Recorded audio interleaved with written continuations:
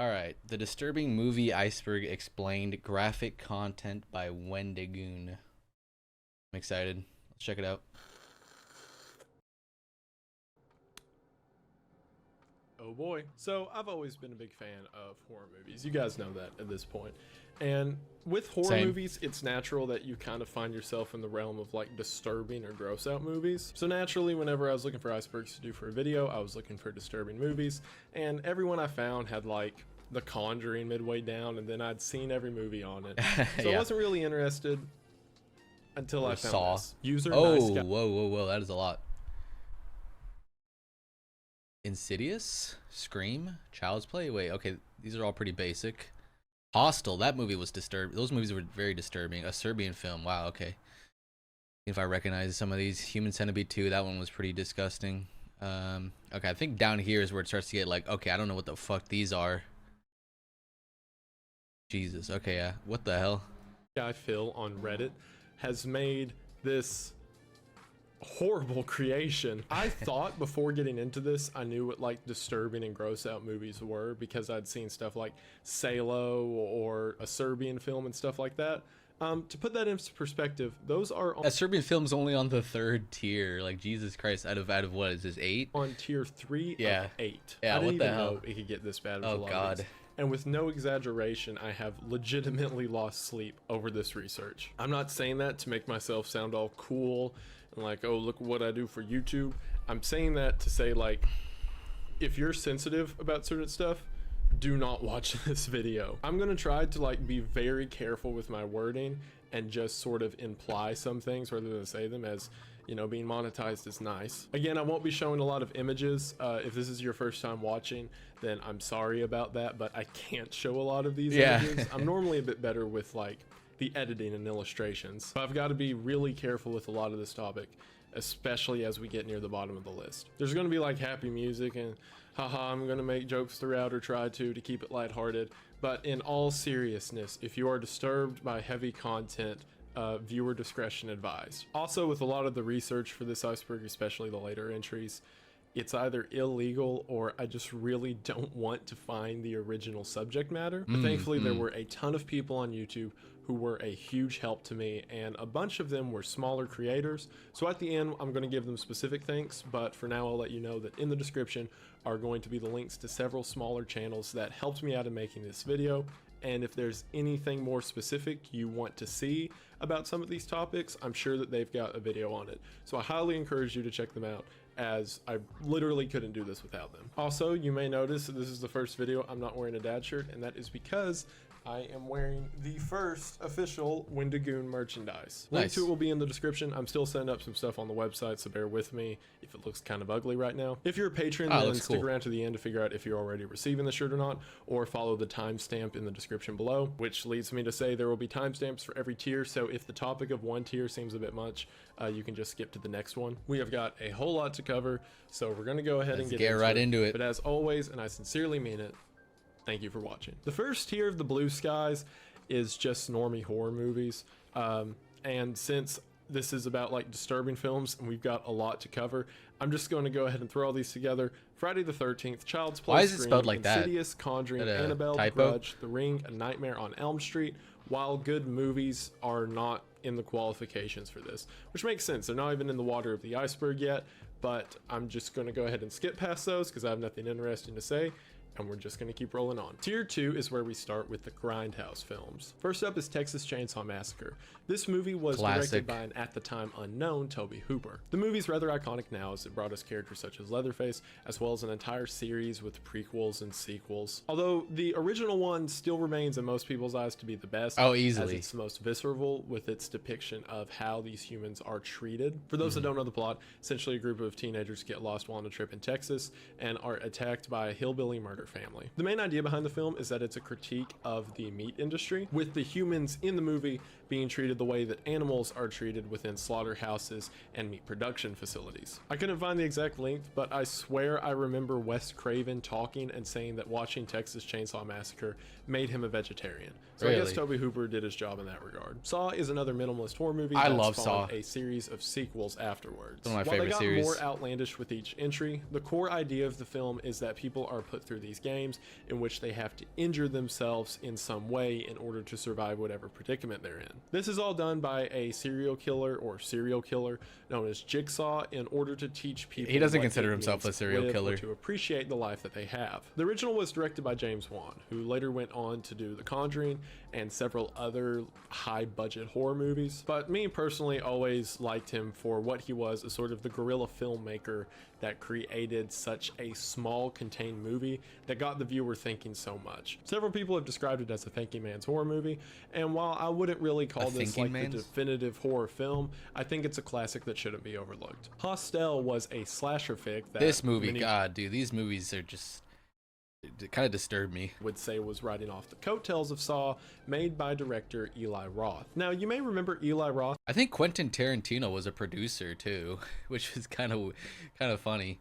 Oh yeah, it says right there. I think Quentin Tarantino. Yeah, Quentin Tarantino presents as the Bear Jew from Quentin Tarantino's film Inglourious Bastards. Eli Roth actually appeared in an earlier Tarantino film, that being Death Proof, and the two of them became very close friends, which is what eventually got Eli Roth the role of the Bear Jew. In fact, they became so close with each other that when Eli Roth made his first horror introduction with the film Hostel, Tarantino allowed him to put his name at the beginning. That's so crazy. In the opening of Hostel, it says a Quentin Tarantino production. Hostel is a very well-made horror movie, and a lot of people kind of have this idea that Saw was the definitive torture porn entry. We're gonna get into the real torture porn later, but we'll save it for now. However, Hostel is much more brutal in its depiction of violence than the original Saw ever thought about being. Sequels not included. Like, Saw was more like, Jigsaw's motive was to kind of teach people a lesson, right? Hostel is just people getting off on torturing other people. It's kind of, it was a little more disturbing in that regard. Is a now rather well-known cult classic by director Kevin Smith. This movie was part of Kevin Smith's horror movie trilogy, in which he did this, Red State, and the one about like talking sausages in a store, not Sausage Party, but same idea, live action. It's body horror but with a twist. Whereas traditional body horror is ideas of people getting mutilated or cut up, this film was more so about the transforming body changes or metamorphosis of the human body. Basically, plot of the movie: a man kidnaps a young journalist and then puts his body through a surgery that converts him into a living seal abomination thing. A lot of people find this really disturbing. I think it's funny. It is kind of funny, way, so whatever. Human Centipede is, in my opinion, one of the most misunderstood movies ever. From director Tom Six, the movie actually comes, or the idea, 100% medically accurate.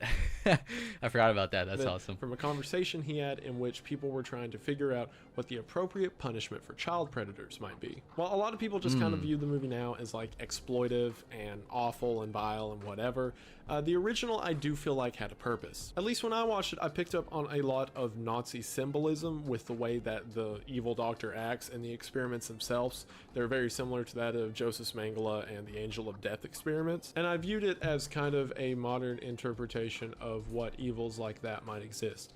Now, it spawned a very meta trilogy in which they reference back to the original movie, especially 3, which was just weird. But the original Human Centipede will probably forever be a cult classic. Midsummer is one of my personal favorite horror movies to come out in the past decade. This movie was on the list? Oh man.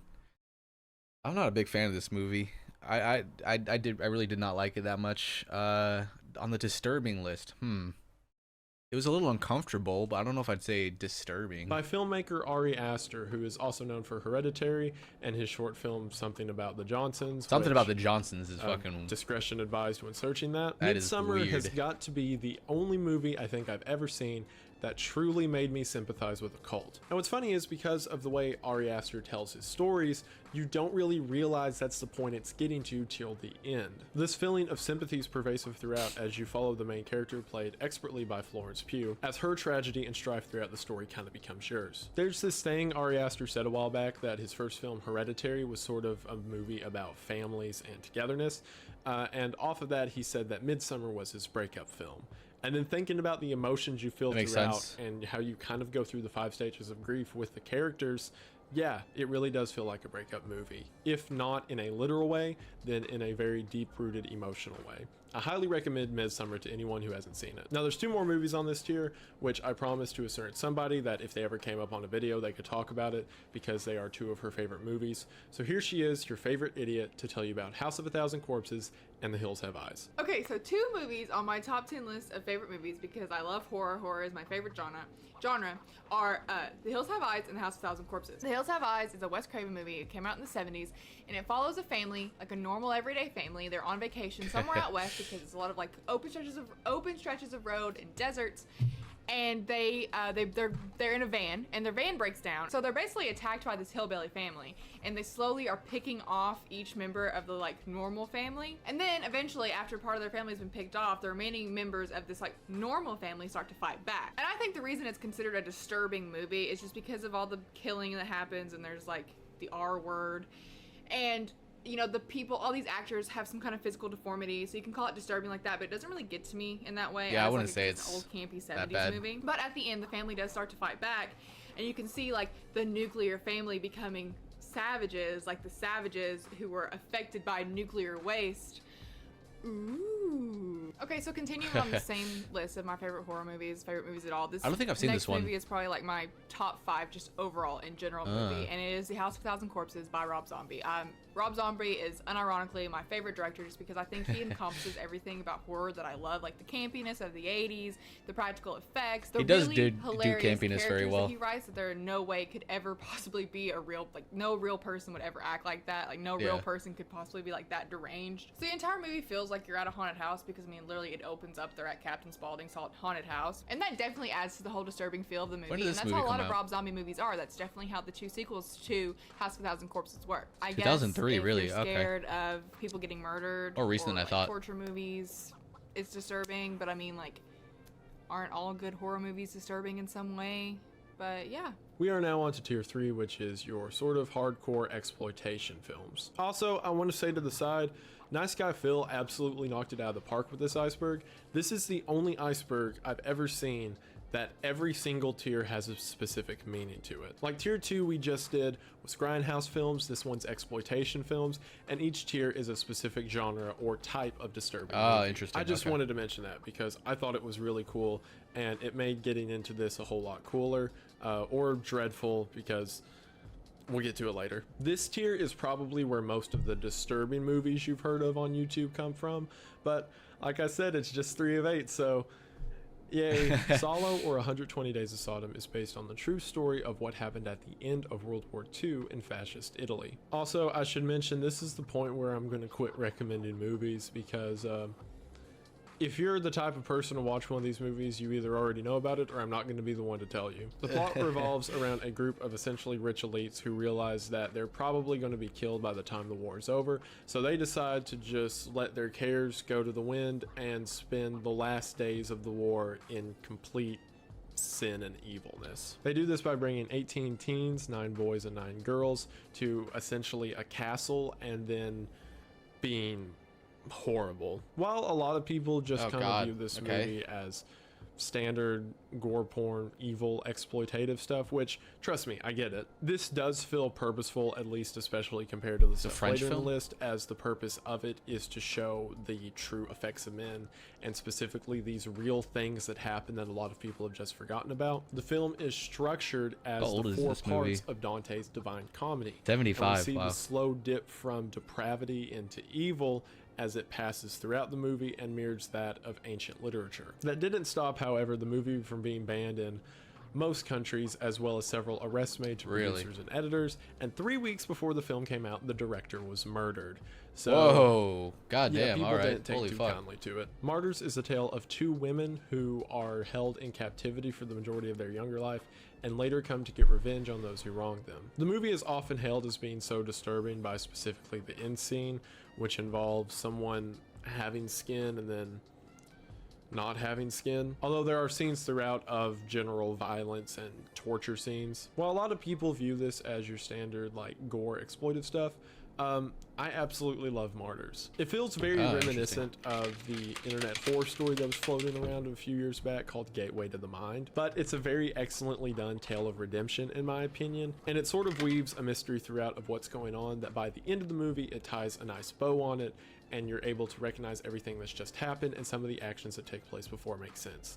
If you're okay with a lot of violence and viscera, I would recommend Martyrs to anyone who Interesting. likes horror. Okay. Pink Flamingos is a movie from John Waters, the guy that did the original Hairspray. Yes, I'm not kidding. Released in Wow, 1972, It is a story of a family who claim to be the filthiest family alive, and yeah, they're probably in the running for it. There's a lot of like weird Kith related stuff throughout the film that is gross. Like any other John Waters movie, there's this overarching idea of being true to oneself, even if it's not the best option in this case. There were several references to things like human trafficking and cannibalism and like a chicken. The film's probably most famous for a scene in which a drag queen eats dog poop. Ew, what the fuck? I know that's not a joke, that actually happens on camera. But if me saying that just now like turned you off to this video, turn back now. Shouju Sabuki,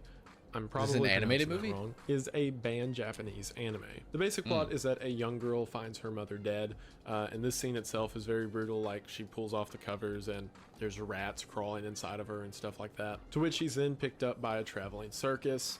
And then from there it just gets into a lot of shock factor stuff, like the girl being abused and the circus freaks abusing each other, and like there's a scene with puppies that doesn't need to be there, but it is because it's shocking, and yada yada yada. Some of you may know this film because it was trending on TikTok a while back. Like, people were pointing at it as a sort of shock site type thing, but in my opinion it's kind of just shocking for the sake of being shocking. While there is sort of this overarching plot of like sticking true to yourself in the face of evil, it doesn't justify the things that are shown on screen. A Serbian film is one that you're probably familiar with. I think a lot of people are familiar with this one, yeah. Movie trend. This movie is about a man who is a Kith star who is contracted by the shady men to be in very special films. From there, the movie just kind of keeps up the idea of making it worse and worse, from the other actresses who are in these films to the things that he has to do in them, leading all the way up to a climax that's really gross and just gross for the sake of being gross, where to me the film just feels kind of try hard, and there's this thinly veiled plot over it just to connect one extreme scene to the next, which is actually what the director would agree with, because he said that the purpose of this film was a way to attack the fascist censoring that was occurring in Serbia at the time. Oh, okay. Hence titling it a Serbian film, which, if the entire point of this movie was just made to make people upset and throw a middle finger at the censor bar, good job, I guess, but that doesn't necessarily make it a good film. Human Centipede 2 was what I was talking about with the original Human Centipede. I've seen this and that one. the sequels just I think I've seen all three. amping up the factor. The plot itself is very meta too. A person who's working in a parking garage sees the original Human Centipede movie and gets inspired to do that to people that he kidnaps. While the film like tries some artistic things, like the whole thing shot in black and white, it's kind of a facade for a lot of the more extreme stuff the film puts forward. Like, for example, there's several scenes of like self-mutilation, and he's trying to build a longer human centipede, and it gets grosser and more intense.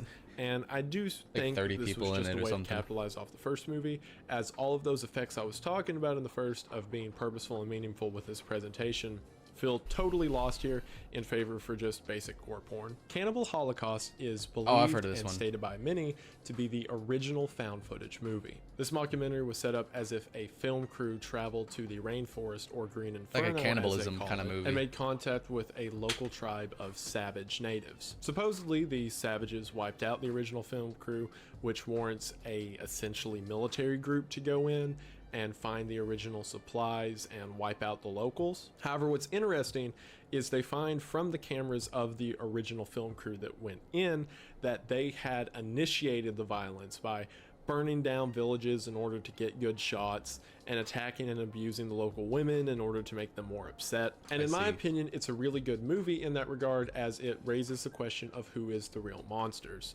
However, that doesn't justify everything that was done in order to make that movie. For example, there are several real animal deaths that occur on screen, such as a turtle, a boar, a tarantula, and I believe a snake. Also, keep in mind, this was before any found footage movie was a thing. So when it came out, a lot of people thought it was real. So real, in fact, that the director was arrested and had I think I heard have about the that. actors who died in the film come forward in order to prove that they were still alive. Yeah. While I personally like it, I That's kinda understand funny. it's a very intense film that is not for everyone. But if you want to see the original found footage horror movie, this would be the one to check out. The House That Jack Built is a Lars von Trier movie about a serial killer named Jack. The core plot of the movie is divided into 5 sections, with 5 separate incidents in which Jack is carrying out his serial killer rampage. With each one of these, Jack keeps getting better at the killings and more precise in how he handles it. As far as disturbing scenes go, most people point to the 3rd killing of the movie, in which he equates humans to deers and then goes hunting. However, The House That Jack Built is, in my opinion, a very well done film. Doesn't and sound the that bad. symbolism of the house itself and the eventual lead into the plot of Dante's Inferno, I feel is very well done. And while disturbing, I also wouldn't call it the most disturbing of Lars von Trier's films. In my personal opinion, I would have replaced this on the list with something like Antichrist or maybe Nymphomania, as I feel those 2 films are more intense in the disturbing respect, but I'll allow it. Suicide Club is a Japanese film about a situation in which several teenagers are attempting to commit suicide. The plot mostly follows that there is this pop band that is subliminally convincing people to kill themselves. So therefore, groups of teenagers that listen to them commit suicide en masse, such as jumping in front of trains or off buildings. And it's pretty over the top with the gore. However, the effects are rather dated and kind of silly by today's standards. okay. Aside from one violent scene involving a cat, it's basically your standard fare, oh no, world's ending happening type thing. Tetsuo the Iron Man is a body horror film from Japan, and in my opinion, one of the best I've ever seen. Really? See, body horror now is just kind of I'm not a huge fan of recognized body as, like, horror. let's see how much we can injure someone, and that's where body horror comes from. But for me, it's always been more 1989. what still defines a human as a human. I talked about it kind of in my Lighthouse video when I mentioned The Thing, but in movies like The Fly with Jeff Goldblum, whenever you see him as this amalgamation of body parts and you're trying to figure out if that's still a human or not, to me, that's what body horror should be more of. There's this really niche subgenre of body horror films known as melt movies. Melt movies are exactly that. People in the film are melted down, and the horror of it comes from when does that person stop being a person. You can kind of think of this as like the Blob remake and stuff like that, where the horror comes from the impossibility of the human form being broken down to such lengths. Tetsuo the Iron Man feels like a metal melt movie. The basic plot is this metal fetishist has a sort of disease in which random pieces of iron and metal are overtaking his body, and after a man hits him with his car, he begins to slowly infect the man with that same disease. Stop motion is used in order to do these amazing special effects for the time, in which these impossible shapes are coming out of this guy, and he's becoming more iron than human, and it's very well done, and I highly recommend you watch it. So everything that I mentioned in the past years has been movies that I've known about beforehand, and it's been like, yay, cool, horror. This is where that stops. Tier 4 is mostly mock snuff. Okay. Oh, Jesus Christ, man. Some of these names. What the fuck, dude? Oh, God. Yeah. For those that don't know, a snuff film is a movie that exhibits either real-world murder or violent kith acts of some kind. So this entire tier is movies that are trying to be that, but aren't. Probably. We are now dipping from movies that I've seen to things I've never heard of before making this, and I want to emphasize how thankful I am to the people in the description who had reviews and breakdowns of these films so that I didn't have to suffer myself. But just reading the descriptions That sounds and awful seeing if you had to actually screenshots watch all from these a lot of movies. these movies was enough to do me in. I'm not going to get into a lot of the details as I can't, but again, if you're interested, check out descriptions below, and I'm going to do my best to not hurt you. Slaughtered Vomit Dolls is the first in the Vomit Gore trilogy by Lucifer Valentine. Lucifer Valentine. Yep, there are 3 of these movies, and they're each just the worst. I am disgusted by vomit, personally. That and snot are things that I just don't want to interact with or look at. And this entire trilogy is just for people with a vomit fetish. And also gore. It's just like intense mutilation, like people having pieces removed and taken off, and then other people throw up on it, and then that just keeps repeating itself. I have seen breakdowns of this movie, specifically John Joe Lyons reviews, talked about like the symbolism in it and how the entire trilogy is supposed to be a girl's walk through hell. And I'm not by any means saying people shouldn't be allowed to make this kind of thing just because it's not for me, but when I say it's not for me, I mean this is really not for me. There was one funny scene described in which a woman loses her arm and then someone else is trying to play the guitar with it, so that's fun, I guess. I'm just gonna go ahead and get this trilogy over with because the other two movies are also on this tier. I really don't want to talk about it anymore. The second movie in the trilogy, Regurgitated Sacrifice, is the same thing with people vomiting and blood and all that. There's a scene with an octopus where someone gets boop, and then an octopus gets put. I really don't want to describe this for YouTube, but you just bear with me. There's another scene where a tarantula goes in a place it shouldn't be. Yeah. And then finally, the third movie in the trilogy is known as Slow Torture Puke Chamber, which is somehow the most tame of all of the titles. This one's the same as the last two, only there's also like other bodily excrements, so diversity, I guess. And while yeah, people say there's like artistic purpose to this, like I'm sorry, I don't really see it. If you enjoy it, then good on you. Oh, God. I don't, and I feel a lot of it is very exploitive and really, really try hard. I mean, no disrespect to Lucifer Valentine either.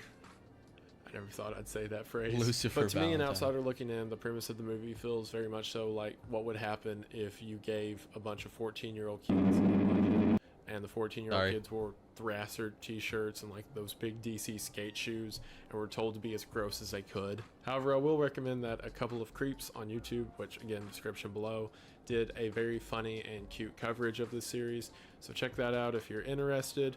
But now I don't have to talk about it anymore, and it's your guys' problem now, so yay. Also, when it comes to like the P word, I've said it in phrases earlier, like gore porn and like torture porn and stuff like that. I feel like YouTube doesn't like it if I say just the word on its own, so I'm going to continue to just call that kithing. So just to let you know. So this movie, Life and Death of a Kith Gang, is about a director who does kith movies who is approached and offered the prospect of doing snuff films. Also, his group of people decide the best way to do these kind of films is on a traveling circuit where they do it on stage. And basically, from everything I've read, because remember I'm researching at this point rather than watching for the sake of my soul, the film becomes about the balance of morality or soul versus worth. So like, what are you willing to do in order to make money and how far is too far? However, everything I've read also just looks kind of exploitive. Like there's a scene involving a horse and a lot of blood and stuff like that. But at least this one's kind of different in that it's kind of meta. Rather than just being about like mock snuff, it's about a crew of people having to do snuff. So cool, I guess. Snuff 102 is an Argentinian film about a reporter who goes to try to figure out if snuff films are being performed in the local area and then is dragged into one. Also, I should mention with a lot of these movies that are not English, there exists no English dub or sub for the movie, since for some reason there doesn't seem to be a big demand for that kind of thing. And also there's not like a ton of demand to have the movie translated or described, so most people just watch this with having no idea what's going on. Not that it matters. I did see something online that the narrator compares snuff films to kith films since they both profit off of like the human body being defaced in some way. So for that, the movie could kind of be viewed as an anti-pornography film. And everything I read says this movie features a lot of human and animal death. So cool. Also, I feel like adding the ography to the end makes it better. This isn't getting monetized, who cares? August Underground is touted by a lot of people to be the most disturbing film ever made, and also a real snuff movie, even though it's not. I also want to mention one of the best YouTube channels I've ever seen, not that he needs my shout out, is Spooky Rice, as he prevented me from having to find these things on my own. So thanks, Spooky. If you like this kind of disturbing movie trend, you probably already know about him or need to check him out. The main plot is that these two friends have people trapped in their basement that they're torturing and abusing. The movie, however, keeps cutting between these scenes and normal everyday scenes to imply that what we're watching is raw footage from their video camera. Again, more to hammer Wait, this in kind of the sounds idea familiar. that we're watching an actual snuff film. There's a lot of mutilation and people getting hurt and gross and more gross, and yeah. This movie's also infamous because people have called the police several times believing it to be real, but like it's got a sequel with the same people, so like probably not. Viva la Muerta is a Spanish movie that is set just after the Spanish Civil War. In it, we follow a young boy whose mother turned in his father to the police, and it's about the boy trying to figure out what his emotions about the world and his family and what he wants is. However, because of this and the fact we're essentially watching the inside of a mind of a young boy trying to figure out the world around him, there's a lot of weird like kith related stuff that happens, as well as other scenes and like underage shit objects. The most noteworthy moment of the whole He's like film so is, vague with these descriptions. It's kind of funny. if you remember the Like, he really Tauntaun doesn't want scene to talk about them. from Star Wars Episode 5 The Empire Strikes Back, where Han cuts open the Tauntaun and pushes Luke inside of it. Right. So imagine that, Okay. only they really did it with a bowl. So yeah, that's cool. Guinea Pig is technically 2 movies, the first of which being Devil's Experiment. This movie's a pretty big deal as it's widely regarded as a real torture movie.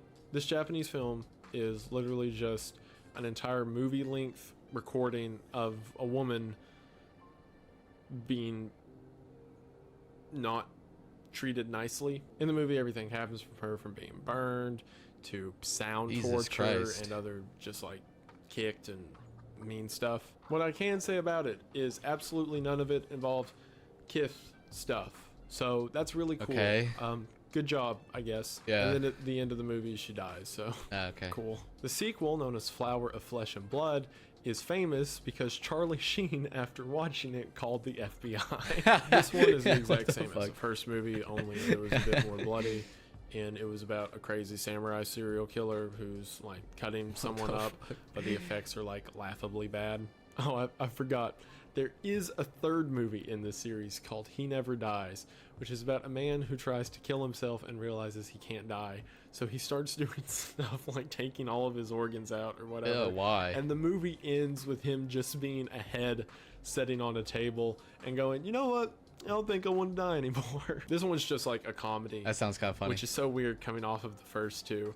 But yeah, like I said, no kithing, so we've made progress that far. Now we're going to look at the complete opposite of no kithing with a whole lot of kithing in Necromantic. This is about a couple who has an obsession with collecting body parts, which eventually culminates in them getting an entire decomposing person. There's then things performed with said person, as well as other weird stuff in the movie like bathing in blood, and they show a real rabbit dying, so that's gross, I guess. A whole lot of philia involving things of the necro philia sort. So, shit.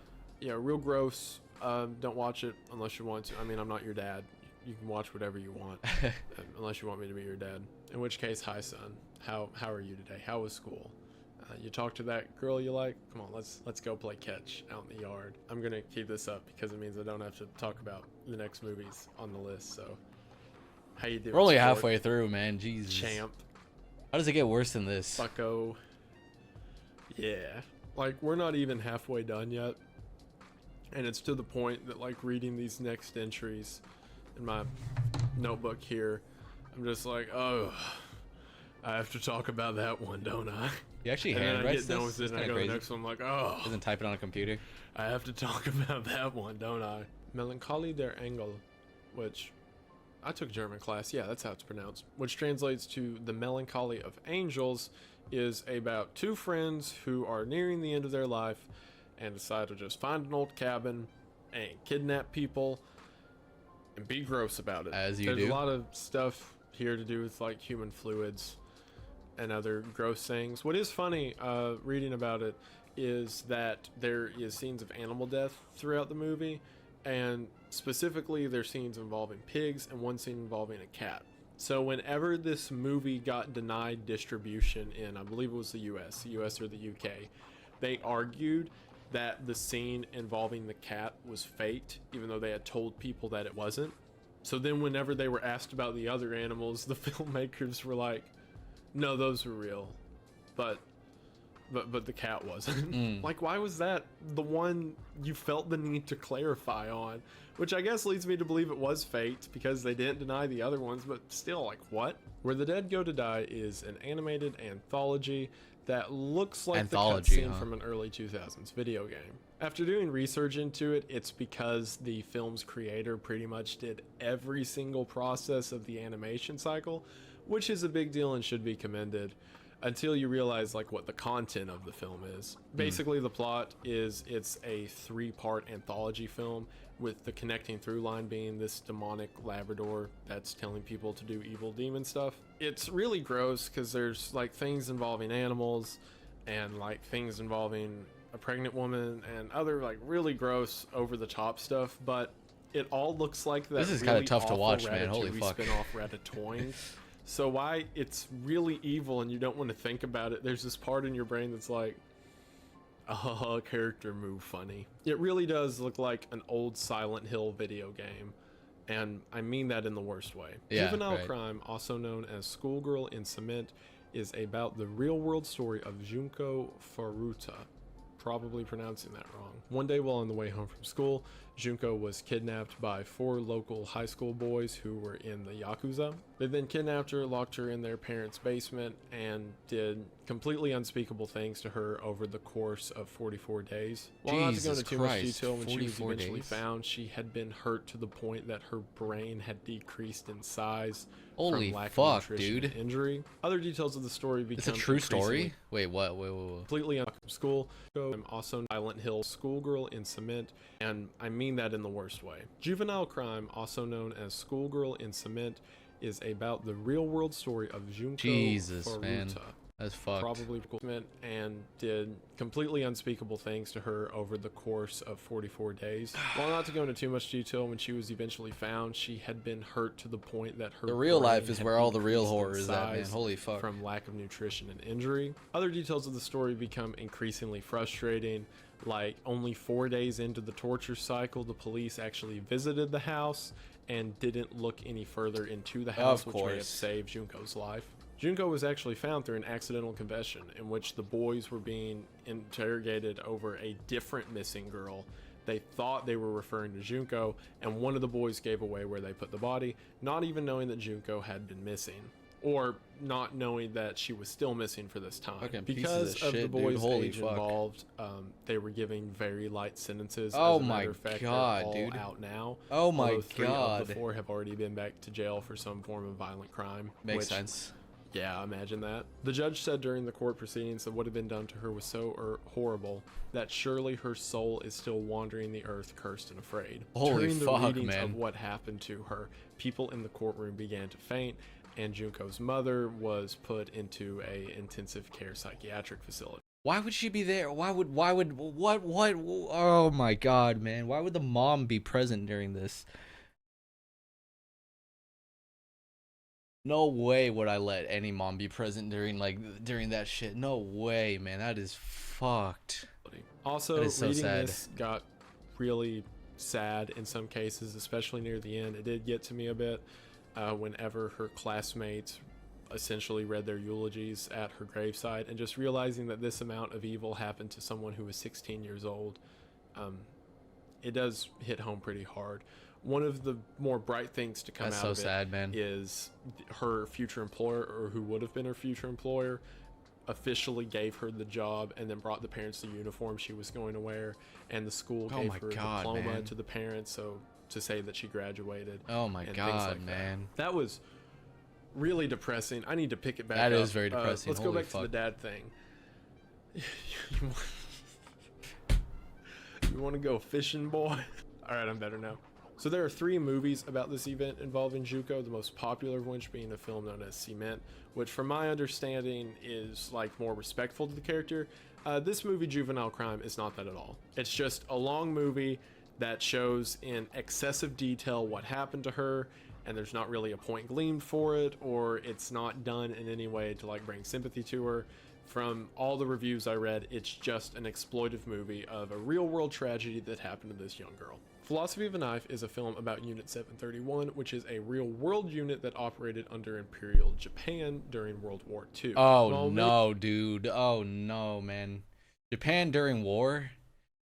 Oh god. Many are familiar with the atrocities committed by Germany during Just World War II. any country during Not many war, are though, that familiar honestly. with Japan's. Unit 731 specials committed by Germany under Imperial Japan during World War II. While many are familiar with the atrocities committed by Germany during World War II, not many are that familiar with Japan's. Unit 731 specialized as a bioweapons facility in which they were testing the effects of certain biological factors and diseases on people. The way they did this was by kidnapping large groups of people or telling them they were going to work for, say, a lumber company or something related, and they were then used as human experiments. Most of them were used to test things such as the bubonic plague, which was actually then later tested on random cities and villages in China in order to see the effectiveness of it. One of these strains was so effective that it was attached to an airplane, which was then going to be used to attack San Francisco, according to records. God. However, 5 weeks before then, the war ended. The movie Philosophy Jesus. of a Knife shows what some of these experiments were in gruesome detail. Some of these include killing people using a decompression chamber to test the body's resilience to pressure. Others are freezing limbs of people until they become completely hard all the way through,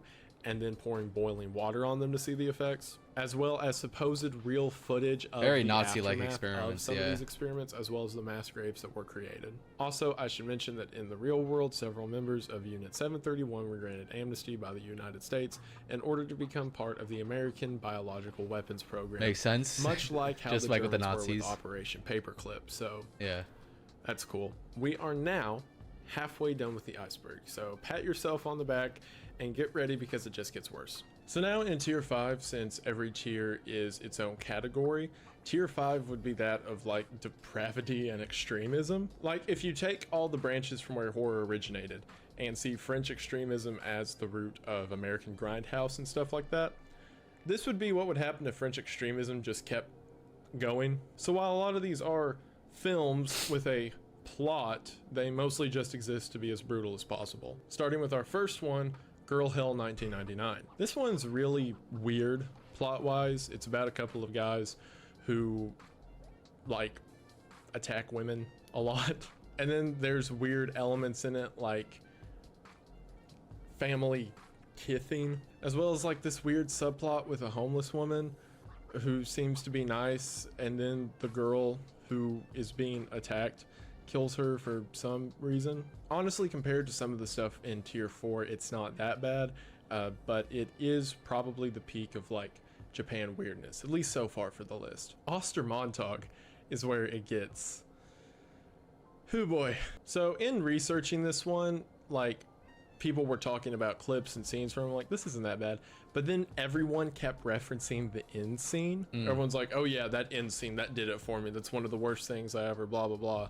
And I couldn't find any info for what it was except for one message board, and I wish I hadn't. Basically it's just further women violence in various ways, with things like needles and eyes, which is always fun, as well as with the others, fluids, and yeah, gross. Ostermontag is German for Easter Monday. Oh, God, I'm just cringing, which man. I'm sure means something in the film. Again, a lot of these don't have English translations in any regard, so you just kind of got to guess. But I will say the ending was probably the grossest thing I've ever seen done with a knife, so I guess that stands for something. Okay. The next title, Women's Flesh, My Red Guts, is from Japan, as you could imagine. The plot of this one, as Spooky Rice covered, seems to be mostly about a woman who her man left her, and to cope with it, she just starts mutilating herself in creative ways. Now, what's interesting about this kind of movie, I believe Baroque,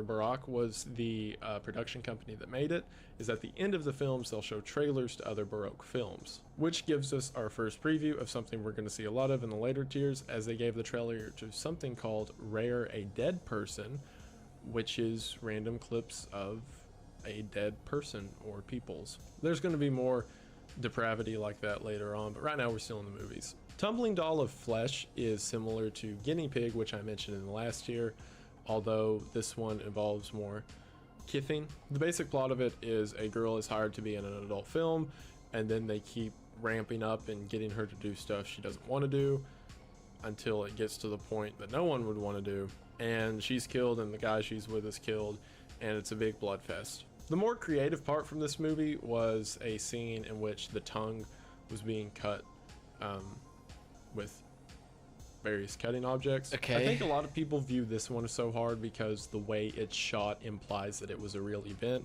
but it wasn't. There were actors, and dude, I'm so scared for the. And Oops. like a lot of the effects kind of. I'm so scared for the last tier, man. Is like the last tier actually gonna be real shit? Because a lot of these like tier 4 and 5 movies so far have been pretty goddamn disturbing, but like, you know, at least they're not real, right?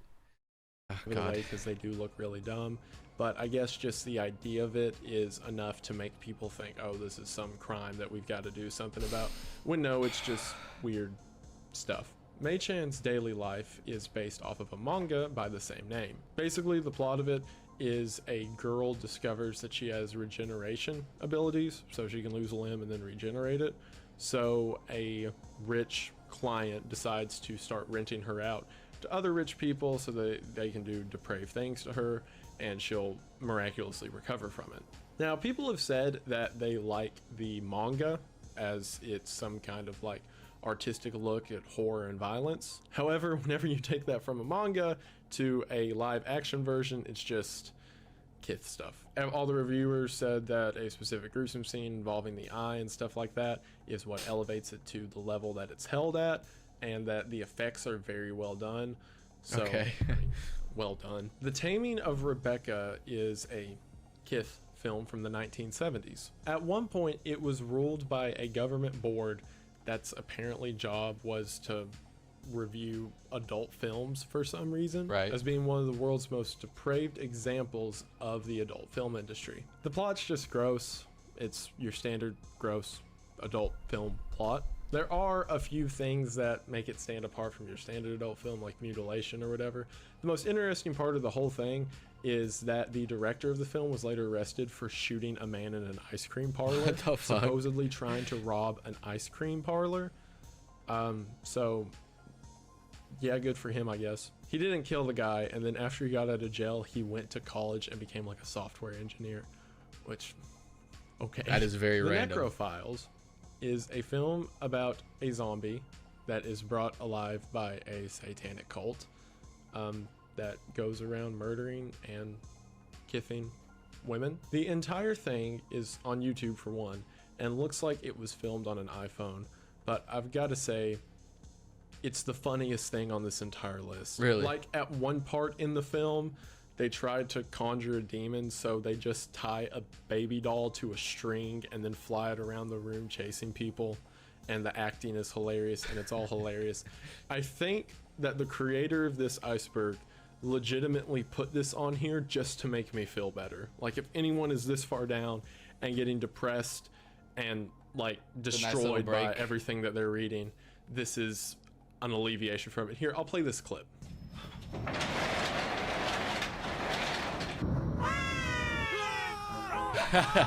So, thank you, Nice Guy Phil, for making me feel a littlest bit more okay with this. That's pretty good. The one thing I would say that's like gory, quote unquote, about it is the blood effects do look pretty good. If I had to guess, they use like real animal stuff from a slaughterhouse to do it. So, I mean, it looks pretty good, but the plot's so absurd and stuff around it so absurd, and yeah. Eccentric Psycho Cinema is a 7-movie collection that is based around the concepts of girls being kidnapped and then bad things happening. There was a lot of like review boards that I pulled for these videos because, again, I don't want to watch them where I can't watch them, and one of which called this the worst film series of all time. Damn. And I don't think that was in a quality way. I think it was in a psycho cinema way. It's your standard like torture flick where it's just like an hour of gross stuff. The grossest part is at the end, the killer always collects souvenirs from his victims and they're always gross. So that's cool. A lot of these plots, like once I'm this far down, they just kind of feel similar, like this, a guinea pig and stuff like that. It's just like, aha, how gross can we be to this woman for an hour and a half? And that's the whole plot. Gateway Meat is the final part of Ron DeCaro's The Bright Side trilogy. I looked into a lot of the Ron DeCaro stuff, and in this realm of extreme violent movies, he's kind of held as sort of like a good director, or at least that's what the reviews I read would say. All of his stuff is very intense with its depictions and the subject matter. The plot of this one is that there is a family of Satan worshippers who the father figure passes away, and it's now up to the son to open up a gateway to hell, which naturally nice. is done by being as violent and as horrid and evil as you could possibly imagine. It has so to be. The standard evil things that you could picture would happen in order to open up a gateway to hell happen. The one, I guess, controversial element to it is that his 6 or 7-year-old daughter appears in the film. Oh, However, that's the weird. way they do it is shot to imply that she's there, although she's actually not, such as a still frame of her saying something and then cutting back to the scene involved. I see, So okay. even though it's edited to look like she's there, she's not actually on the set with all Well, of that's these nice gross of him, I things. guess. However, a lot of people understandably consider the very inclusion of it in any regard to be too much. I also have to mention, for some reason, I don't know if it's a political jab or what, there's random shots of George Bush throughout the entire movie. Like, as they're murdering people, the camera will pan and there will just be like a picture of George Bush on the mantle. So, yeah. When it comes to a lot of these, especially when I'm like this far down researching, I find myself asking weird questions about it, because on the one hand, I don't want anything to be censored. I don't want to get to a point where we can't talk about certain elements, but at the same time, I don't want them proliferated to a degree that this is what we think like art needs to be, or what we think shocking needs to be, because it's always a weird balance to strike. And especially when you get into more political ideas of, if people are voting or going towards things that have dangerous effects, shouldn't we show those dangerous effects to the people? But at the same time, you don't want your entire society to be based on ideas of violence and evil. So there's got to be a middle ground somewhere. And honestly, I don't know the answer. It's just a question that I find myself asking as I get into this. Like, not necessarily where should the line be drawn, as in what should or shouldn't be allowed, because that's kind of a loaded question, but more so, what is the preferred line to be drawn, or what should we encourage or discourage in a society? I don't know, just food for thought. Tier 6 is entirely shockumentaries, or as they're also known, Mondo films. And what better way to describe what a Mondo film is than with the 1962 Italian documentary Mondo Cane. Mondo Cane translates to A Dog's World, and it seems that the purpose of this film was to kind of push people into realms that they're not comfortable or familiar with. Okay. So in 1962, it was pretty rare for people to see anything outside of their bubble or outside of what their broadcast stations tell them. Right. And the point of the documentary was to take that a step forward. So for example, they show things like open graves that exist in Mexico, radiation damage done to the Bikini Atoll in the South Pacific and how that affects the wildlife there. And a lot of it is purposefully interesting. juxtaposed with how Western societies do something versus how other societies do it. Right. Like, for example, it shows a dog park in San Francisco in which people are very cute and close with their pets, and then it cuts to a scene in New Guinea in which dogs are raised and killed for food. The idea is kind of to like disillusion people with their way of living, and in that respect, I guess it works. There's some really weird details too.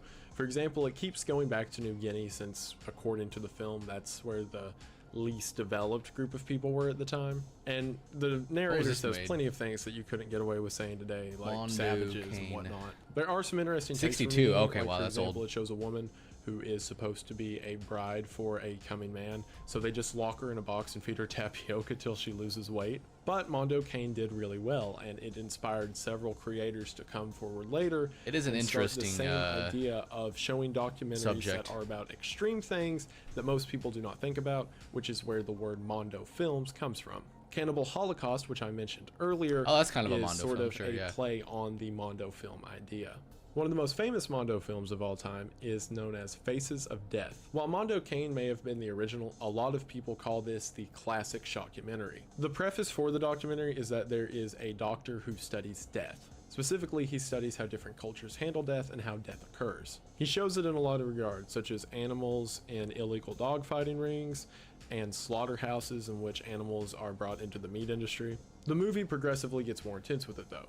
For example, we then see public assassinations, which are rather well known, along with other things like executions. It then gets into like animal attacks and keeps ramping up until we're at the point where we're just seeing police footage of people murdered on the street. Oddly enough, for such a low dollar documentary, especially coming out in the 1970s, this film grossed $35 million at the box office. Holy Now fuck. the big deal with Faces of Death is about half of it was real as half of it was not. See, we're at the point now where we're not really talking about fake movies or setups anymore. We're starting to into transition. the real stuff. Oh god. Faces of Death inspired a Oh, movie no. that came shortly after. I bet known as everything on Traces of Tier A is Death. going to be a banned film. Faces of Death is a 5-part series They're all that is gonna be banned. exclusively videos of people dying. This includes everything from public suicides, This was shown in jumping off theaters, huh? buildings, to terrorist attack aftermath. It then shows things like autopsies, and the whole thing has a sort of true crime feel to it, as if we're watching someone come up on these scenes from just randomly on the street. When I talked about Rare a Dead Person at the end of Woman's Flesh, My Red Guts earlier, this is the kind of stuff that was in Rare and the kind of stuff you see throughout this tier. By the end of the movie, it gets pretty intense with images and videos of war deaths as well as tribal deaths, showing everything from cannibals to other ritualistic killings. But hey, the movie had metal bands make it an original soundtrack, so that's cool. Junk Films is the same kind of idea. Specifically, the guy who directed it is from Japan, and he travels the world just recording and photographing different images of death. Junk Films has no through line. Sometimes there's explanation given through subtitles that are put on screen, but other than that, it's just a random assortment of these clips put together. It's done in such a way as to portray death as a very objective thing and not put any meaning or reason behind it. Everything in here is shown from car crash victims to wartime tragedy, and even things like in India where they have open air cremations. It's just different looks at death from around the globe. Africa Adito, or as it's known in English, Africa Blood and Guts, is a British propaganda film that was made in 1966. See, this was right after Britain extracted itself from the African colonies, so for the first time in a long time, Africa had independence. The purpose of this film was to show the uprisings and wars that occurred in the area in a very brutal and intense way, as to say that Africa is not ready for Britain to let go of it. I should also mention that Britain hired the same crew who did Mondo Cane to do this film, knowing that they wanted it to be as brutal and realistic as possible. Jesus the film Christ. takes place over the course of 3 years and shows things like the Congo Civil War, as well as mass executions that occurred from one group of people to the other. And while it is interesting because some of these events, like the slaughtering of thousands of people, the camera crew does state that what you are witnessing is the only record that will ever exist of this event, which is humbling. However, as Roger Ebert says, this entire movie is a propaganda flick that does not give context to the events that are shown. For example, you can watch two people fight it out with each other and say, oh, it's because I didn't step in and get involved, but you don't know any of the conflict that's going on or the reason for the fighting itself. It's especially funny that Britain denies that it owned the African colonies, when they literally made a propaganda flick to encourage them to continue to own the colonies. But to this day, it exists as a very odd and weird piece of history. Similarly, Buried in the Sand is a pro-American flick of the war in Iraq. Buried in the Sand, or its full title, Buried in the Sand, The Deception in America, shows all of the stereotypical things you would expect out of an anti-Middle East pro-American flick, like beheadings, suicide bombings, and all that. It draws several parallelisms between the Middle East and Nazism, such as catching these out of context scenes of kids raising their hand up and saying that's an Aryan salute, which doesn't make any sense, and then showing kids in what the school fuck? and saying, see, look, they're being indoctrinated, and again, no context is given. It's another odd example of a very one-sided documentary, and sort of serves as the antithesis to what Mondo Cane and Junk Films were. Whereas they portrayed death and evil in a very objective top-down way, both this as well as African Adio are very trying to get across the point that this one view is the reason this is happening and we've got to do something about it. Orsko the Embalmer is made by the same guy that did the Junk Films video. So again, we have a very objective, bipartisan view of death and destruction. Orsko the Embalmer follows an embalmer in Borgata, Colombia, by the name of Orsko. This region of Colombia is particularly known for the violence and death rate that it has. So much so that several scenes in the movie in which they find the body are very telling of the area around it. For example, at one point, a woman was found dead at a playground and the kids were just playing around her, not giving any mind to her lying there because they're so used to seeing that. I think it's I normal. should also mention an embalming in the late 80s, early 90s Colombia is nothing like a Western embalming or an embalming you may be thinking of, because the whole process is he cuts them open, pulls out all of their organs, stuffs them with anything from hay to newspaper, and stitches them back up. The movie's very surreal since it's just a bunch of videos of that, them finding a body, bringing it in, stuffing it full of stuff, then sending it back out. And while it may seem throughout the movie that the embalmer's very cold or making jokes about the bodies and stuff like that, at the death rate that this area experienced at the time, and given his job, he kind of has to be. Death File Red is another one of those Mondo style series in which the whole point is to show the brutal side of the world. While there is your standard death fare in this one, what makes it different than the others is the living examples they have of sickness in the world. Like, sure, there's clips of self-immolation and whatnot, but what sets this one apart from the rest is the disabilities that are shown. For example, people with birth defects and children in very sad circumstances. That is kind of fucked up. Serve to just point a finger at it.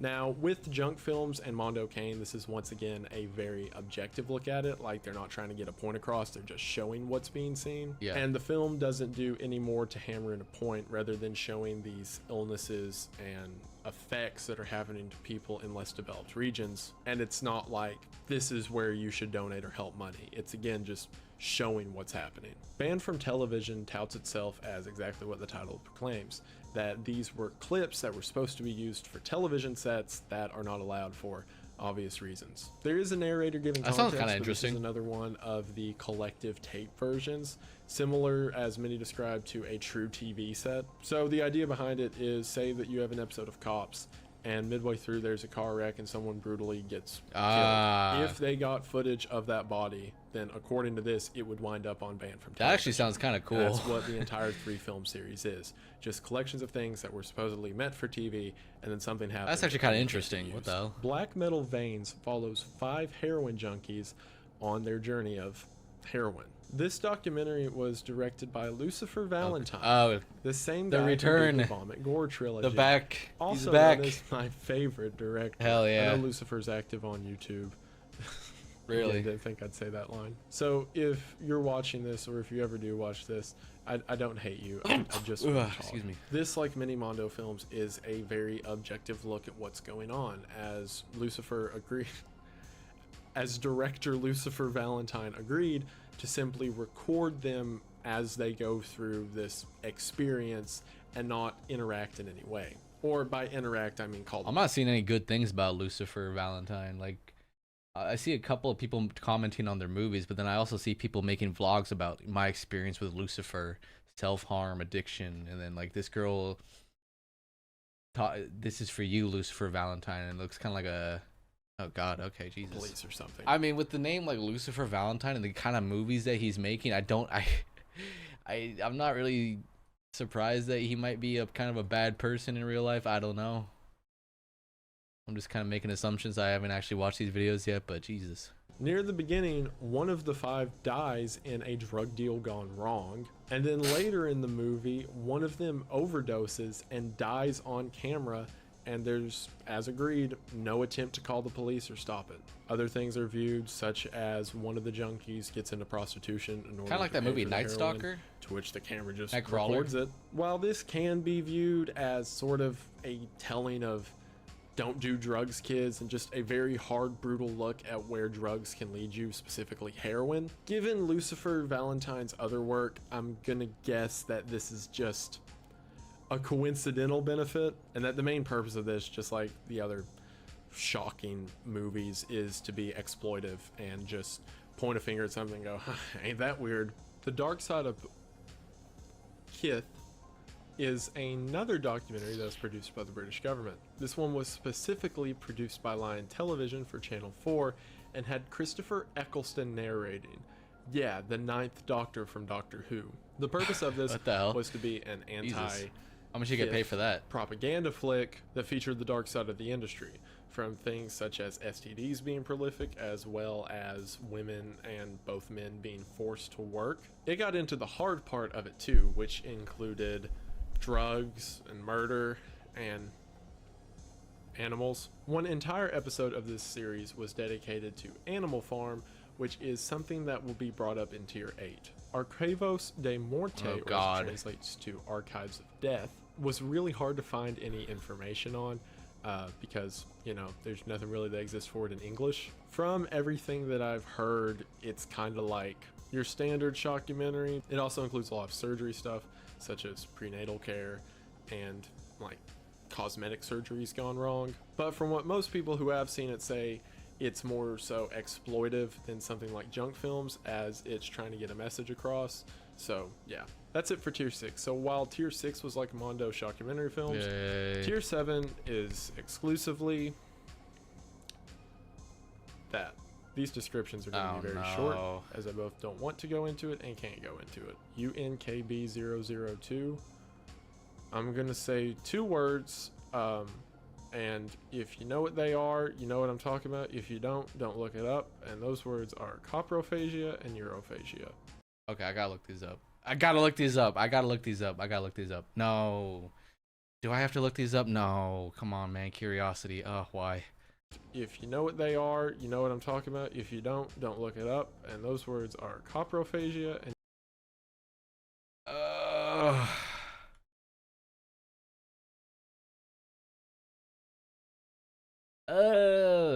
okay. What's the next one? Okay. and urophagia. Yeah. I should also mention that most of these are Japanese. Guso milk That makes 1 sense. to 4 is the exact same thing as what I just said. Okay. I should mention that this one has kind of had a challenge associated with it, similar to the 2 Girls 1 Cup video that went around, in which people get their friends to watch it to gross them out.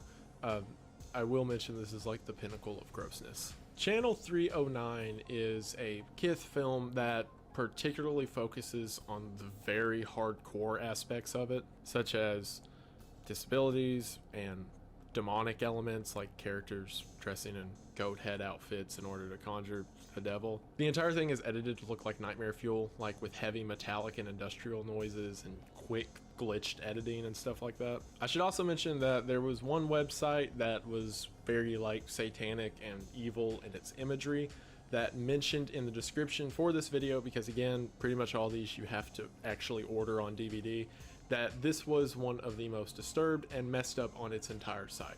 So take that as you will. So I think this one's on the wrong tier. Death to Kafar roughly translates to death to the infidel or death to the non-believer, and from what information I could find, it seems to be a propaganda flick from the Middle East against outsiders. So it's clips of like people being beheaded and murdered and executed and things like that. I think this belonged on Tier 6 because it feels like a Mondo film, and there's no reference to Kith that I can find. So that's just my theory. But imagine this as the opposite of the Buried in the Sand one I mentioned in the Mondo one, as it's told from the opposite point of view. Squirmfest is the stuff I mentioned a minute ago, only this one has bugs too, like maggots and worms. Nice. So that's cool. I'm not even going to say the title of this one. Ugh. And it's that. It's just that. It's literally a combination of those things. And there's 2 of them. And I don't want to live on this planet anymore. In my notes for this one, it's literally just a sad face, because that's how it makes me feel. Kuso Limitless is another Japanese flick that is all the things that I've mentioned before. Moving on. The Motel Files and Other Random Cuts is made by the same people that made the Channel 309, and it's the exact same thing. It's cuts of violence and grossness, with the catch being it's set in a hotel, and it's the exact same editing style and everything I mentioned for Channel 309. So the KT trilogy is hard to find any information on. There were different things that said it was KT trilogy but didn't really make sense. I did find one blog post where someone mentioned this one, and it's just like the same grossness as Squirmfest and all those, so yeah. Saudi Scream is Imagine Guinea Pig, and I keep referencing that one because it's the standard. That's the for torture like one, just yeah. a video about a woman being tortured. So Imagine Guinea Pig but with kiffing. And then there's sequels to it, and apparently the sequels are like weird parodies of the Saw movies, where there's these traps. Only in this one they don't die if they lose. Yeah, you get it.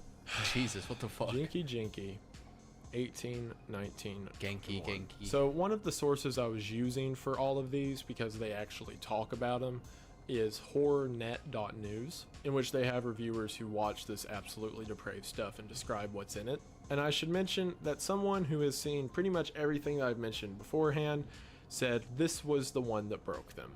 So cool. If you are familiar with my core Iceberg series, when I talked about the Sabici Tomatovic tape, or the spider related one, I said that after she got out of that whole scandal, that she got popular in Jinky Jinky. So this is the type of place that welcomes that sort of behavior. It's specifically weird stuff involving weird things. Specifically, and without going into any detail because I don't want to, 18 involves fish, 19 involves worms, and 21 involves frogs. Do with that information. God, what the fuck, No dude. Vaseline. It's just, God, man. Swindle is the same people who did Channel 309 in the Motel Files, and it's the same. People said this one had machinery noise in the background to be more creepy and like industrial noises. It's got the same demonic overtones, and everything I found is just like, it's so try hard. It's like if you had, so earlier I mentioned like a group of like 14-year-olds. This is like if you had a group of like 17-year-old edgy kids who like set the neighbor's trash on fire, and you tell them to make a real gross and messed up film. This is like what they would do, because it's just like a regular film, and then they wear creepy masks, and then they edit it to be real scary. So yeah, they also have elements of like blood and violence and all that, and I get this is something you wouldn't want to watch. Just because you don't want to watch it doesn't mean it's like effective horror, but whatever. I'm finally done with tier 7. I hated that. That's the worst one. And now we're into tier 8, which is exclusively snuff films. And yes, I'm more thankful to talk about this than I was the last one, because you haven't seen the things that I have to do this video for you. So all of these are snuff films on tier 8, except for one. Now, this one should probably have been in tier 7, similar to how the Death to Kafar one probably should have been in tier 6. But I'm glad that this one was in tier 8 instead, because it's so special to me. There's the word, my attempted pronunciation of Emoções Sexuais de Cavalo. I don't speak Portuguese, I'm sorry. So I originally saw this and had no idea what it was. And then a good friend came along and helped. If you remember my core Iceberg series, I talked about a guy who helped me figure out what some of the core definitions mean. That friend of mine, who I've met through Reddit and YouTube, John Callahan98, which if you see him in the comments or on Reddit, please thank him for this, is from Brazil and therefore can speak the language. So I send this to him and I'm like, hey man, do you have any idea what this can mean? No sources for it are in English. And he was like, dude, are you sure you want to know? So thanks to him, he informed me that this is an old film that was made sometime between the 60s and 80s. That is a Kith film involving a horse, right? Okay, so that's standard degeneracy, like whatever. Standard, yeah. But what's special whatever. is why it was made. The plot's weird too. It's like this dude has AIDS and then he's chasing people around, and I guess it's to be like anti-AIDS in the 60s, I don't know. But the reason it was created is because at the time the Brazilian government was under a dictatorship that censored all information. So their strategy was that rather than letting people make their own films, they're just going to make them for everyone. That way it's state oriented. Which they saw that there was a market for this kind of film So the Brazilian government produced, funded, and made Oh my god. a No film way, dude. with a horse. Oh my god. Which means that's some it is state sanctioned. that is insane. What the fuck? It's so bizarre. Like, why would That a is government wild, make man. that? That was the 60s? Oh god, It's man. a really weird example of like, gotta give the people what they want, but like, What the do you fuck? do you really? And what's wild is that's not the only one. There are others involving different species, and it's so weird and so odd. Brazil never stopped being Brazil. Snuff R73 is really weird, as pretty much no one talks about it. So every forum that I came across to find information on stuff for tier 8 was pretty open with talking about the other ones, like, oh yeah, this happens and this does. But as soon as someone would mention R73, everyone would shut up. There were people in the comments of the original question like, you can't talk about that. Do not talk about that on the ClearNet. Only talk about it on a Tor browser, Wow. etc. A bunch of people compared what was in it to Most Disturbed Person on Planet Earth, which we'll get to in a second. But supposedly this one contains high production stuff made for it. In other words, people with money producing it. And by a lot of people who do sort of mention on the ClearNet, they implied this may be the worst snuff film out there. No, I did not get on a Tor browser to find this stuff. I would like to keep my existence, thank you. Speaking of Most Disturbed Person on Planet Earth 1 to 3, also known as MD Pope online, is what we're going to see several of, called mixtape films. Mixtape films are exactly that. There's no narrative to it. It is just jumbled together clips, or essentially a compilation video of these things. A lot of the stuff on this tier, if you're familiar with like live leaks, I guess wouldn't be that odd or strange to you, but if you're not, it really is some of the worst stuff you can come across. MD Pope is basically just a compilation of stuff that you could find on shock sites. This includes stuff like the Mr. Hands video, animal abuse, Oh, God. the Mexican chainsaw video, and stuff like that. Also, you apparently can't find a copy of this on the ClearNet or anything that isn't the darknet. Makes However, sense. one of the guys that I've mentioned in the description, Brutality Rule 666, gave an in-depth description of all of the clips that are seen in this film. So if you really want to know, check out his channel. But I'm not really going to talk about it here because, like, again, if you know live leaks, you get the point. Fubar is another one of these mixtape films. Another one of the guys that I was watching to keep up with this stuff, unboxed, watched, and reviewed. This made him throw up, which is saying a lot considering he covers all the stuff I've talked about previously. This one has execution shots and crime scene videos, and where this is different from like the Shockumentary and Mondo stuff I talked about previously is a lot of this is like in-person modern day, so it's a lot more intensive and gross with it. There's also clips of surgeries and stuff like that. Oh. And the thing I mentioned earlier, Animal Farm. Animal Farm may be the most widely banned film of all time. There were copies that made its way into the UK in bestiality? the early 90s, to which the UK police had these massive like breakdowns and invasions to try to rid every copy of the movie in existence. The content of the film is Animal Farm, and supposedly they had destroyed every copy of it in existence until Fubar came out. In it, there are clips from the original Animal Farm, meaning that someone kept that quiet in enough time for this to come out, redistribute it under this hidden title, and then put it back out there.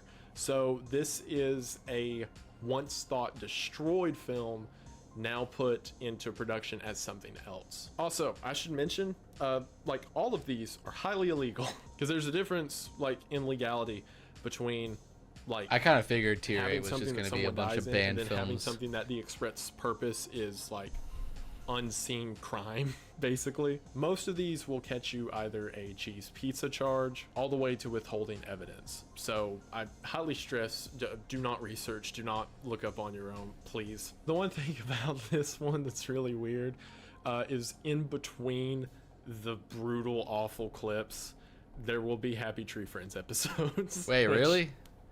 All right, cool. I know I keep saying cool, but like there's that's my just default reaction to this filth. The Ogrish collection is from an older website known as Ogrish, which is essentially a mixtape or greatest hits of the stuff from their website. Ogrish rebranded in 2006 to Live Leak, so same thing. What's really weird about this one is that there was an Indiegogo campaign for it, which didn't have any contributors.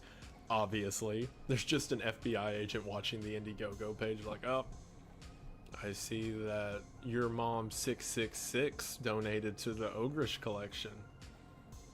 Interesting. That Gore Volume 1 and 2. Only evidence I could find that this thing exists was from a French website, and I don't speak French. Supposedly this one is just several clips of body harm throughout and heavy metal played over it. And by body harm, I mean like stuff that could kill you, body harm. There's also several like different videos that apparently claim to be it, but the original one supposedly contains cheese pizza, so gross. I can't say these names. I don't want to say these names. This is awful. You can go back and look at the tier when I screenshot it earlier, but I'm not doing this one. I gotta see it. I gotta see it. Where am I? 11541. What was it? FM? Oh, ew. Oh, what the? Oh, God, man. What the fuck? Oh, Jesus Christ, man. It's a mixtape like all the others. Just horrible, gross, disgusting things. It's again only distributed on the dark web as What is with wrong these with others, people, man? and it's live leak and gross and evil and awful and yeah. Finally, this one, Registros Feitas 3. Sure. Once again, John Callahan 98 helped me with this one because all the results were in Portuguese. Not that I'm complaining. This one's also a mixtape of crimes against people and murder and all that fun stuff. The difference in this one, I guess, from other ones is there's several factory and industrial accidents included that you would see on live leak, so I guess that's variety. And it, like all these others, is just further examples of depravity on film set to music in a illegal film collection. So yeah, and we are done. That's it. That's the entire disturbing movie Iceberg. That was I'm going to awful. go That was clear my terrible. browser, drink coffee, and cry. I do want to say though, when you get hyper focused on this stuff, it's really hard to recognize how put away and shamed it is by the rest of society, because whenever you're looking at it, you're just saying, oh, this is how the world is, this is how evil is, and it can really get you down. It's just But like I a want to very, emphasize very small that you gotta corner. go looking for it, and Yeah. anything that you go looking for, you're gonna find. As depressed and awful as you want to view the world, is as awful as you're going to find it. And to get to it, you've got to ignore all the beauty that's around you in forms of art, forms of expression, forms of people. Thanks, and yeah, while Wedigoon. it's interesting to kind of poke your head into the rabbit hole and see how awful it gets, you got to remember to take your head out every now and then. So while it's fun to look at it, and while I enjoyed bringing this topics to you, because I think that there's always going to be this thing in people that kind of want to see how bad the world can get. I also want to emphasize that it's really not that bad, because yeah, the world can be a pretty messed up place, but it can be a pretty cool place too. Part of that positivity is you all watching this video. For me, a small-time creator who is now having more subscribers and views than I've ever thought I could have or know what to do with. How much do you have at I this sincerely point? want to say from the Small bottom of my time. heart, thank you. Thank you for watching. I mentioned in the beginning, but I want to give specific shout outs to some Oh, it of goes the from horror people to just who plain made this illegal, possible. yeah, If makes you sense. enjoyed this video, I highly encourage you to go to one of their latest videos and Yeah, exactly. Past tier 2, he just like, he just did not want to talk about any of these movies after that. The first 2, he was a little excited, you know, they're just kind of classic horror movies. Then it's like, okay, all right, here we go. Now, let's go down the rabbit hole. This is going to be fucked up. Well, that was depressing. Jesus Christ. That was awful.